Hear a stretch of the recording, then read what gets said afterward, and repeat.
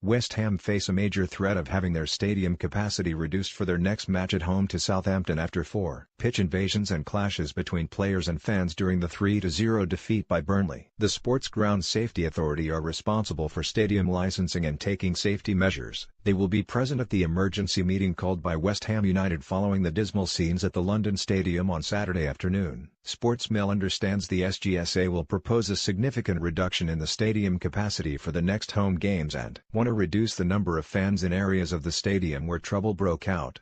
This may particularly be around the director's box where fans congregated to abuse owners David Gold and David Sullivan.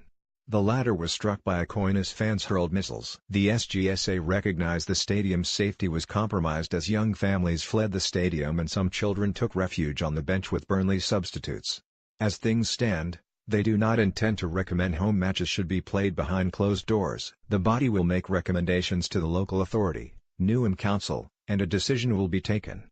West Ham plunged to new depths on Saturday, with club captain Mark Noble throwing a pitch-invading supporter to the ground in one of 4 pitch invasions, another stealing a corner flag and planting it in the middle of the pitch, and fans mercilessly abusing owners Gold and Sullivan. Within 90 minutes of full time, the police confirmed they were investigating assault allegations and the club promised a full-scale investigation. West Ham supporters also threw missiles towards the director's box and one is understood to have struck co-owner Sullivan. His glasses ensured he wasn't harmed.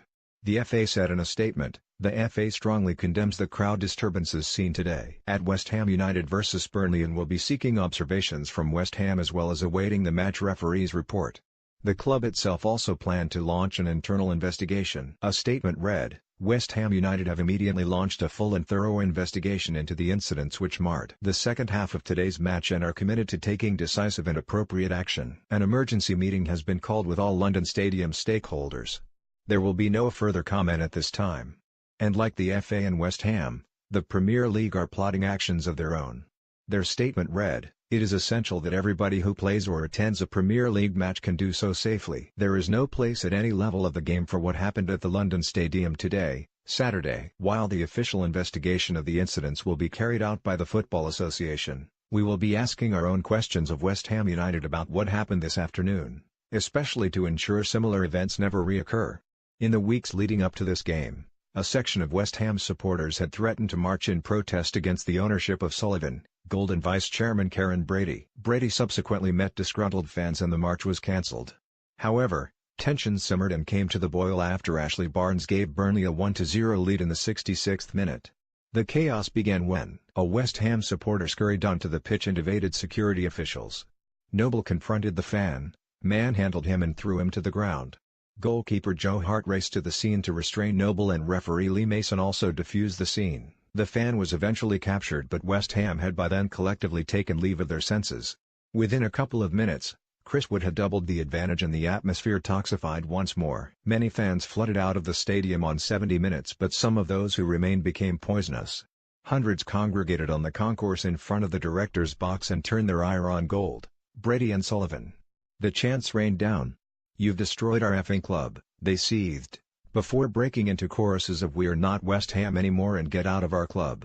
In and among the rancor and discontent, matters turned terrifying. West Ham United have immediately launched a full and thorough investigation into the incidents which marred the second half of today's match and are committed to taking decisive and appropriate action. An emergency meeting has been called with all London Stadium stakeholders. There will be no further comment at this time.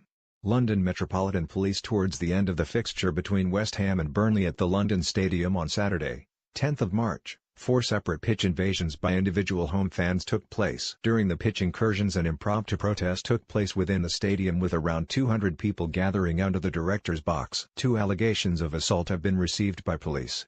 These are being investigated. Exit from the stadium following the game passed without incident. At this stage there have been no arrests. Supporters tried to grapple with security officials, and one female steward was seen to be dragged to the ground before being helped up by a colleague. Fans made throat-slitting gestures towards the owners. Some supporters, who could sense the impact on their team, then fought with supporters who were leading the protests.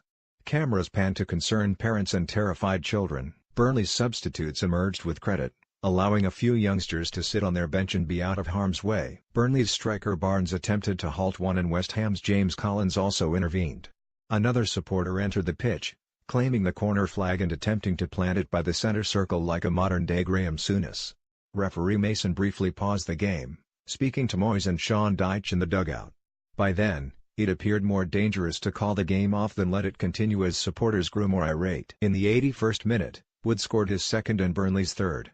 In the 84th minute, Gold and Sullivan made their way from the ground, protected by strong-armed security. In the director's box, cameras panned to Sir Trevor Brooking sitting alone and taking in the scenes of shame unfolding before his eyes. It was a powerful and haunting image, and it is difficult to imagine quite what Moore's family made of it all. Police investigations are set to be launched after the London Metropolitan Police confirmed they are investigating 2 allegations of assault, and over 40 officers appeared inside the stadium as matters turned ugly in the final 25 minutes of the game. The Met said in a statement, towards the end of the fixture, 4 separate pitch invasions by individuals' home fans took place. During the pitch incursions, an impromptu protest took place within the stadium. Once the owners departed, the massive fans began to funnel towards the edge of the pitch by the dugouts. Fears of a large-scale invasion on the final whistle grew, and 16 police officers entered pitch side. On the final whistle, the match officials and West Ham players scampered down the tunnel. Mark Warnautovic was the only to remain motionless in the circle, aghast at the situation.